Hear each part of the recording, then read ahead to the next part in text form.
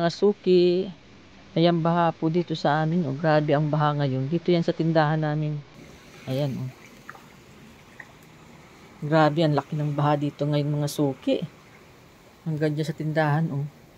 Mabuti na lang na itaas namin yung iba namin paninda. Ayan. Oh.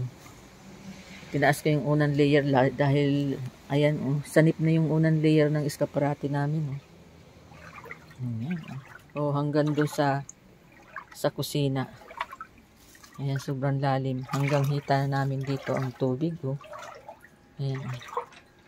Ayan, maswimming na kami dito ni Mr. Ayan, oh. Grabe. Hanggang hita ko ng mga suki, oh. Ang tubig. Ayan. Ngayon lang ito nangyari. Sobrang laki ng tubig ngayong baha. Ayan, oh. Hanggang doon sa kwarto ang aming swimming pool. Yan, tinaas ko na yung aking mga panindang damit, oh. Dahil aabuti na. Grabe, alauna, biglang tumaas agad ang tubig dito. Kaya mabuti na lang at meron kaming solar, brown out dito sa aming mga suki. Kaya may kuryente kami dito. Ayan. Lahat itinaas namin. Sana wag na pong lumaki ang tubig, baha.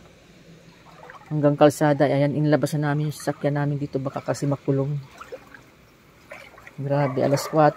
Ayan, malakas pa din ang ulan. Grabe yung tubig doon sa palayan. Pumunta na dito sa bayan. Yeah, dito na. Lumalim na.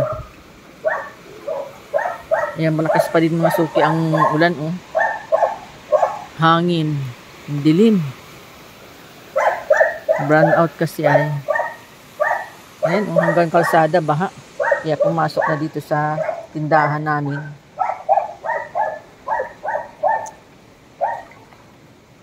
Grabe, oh.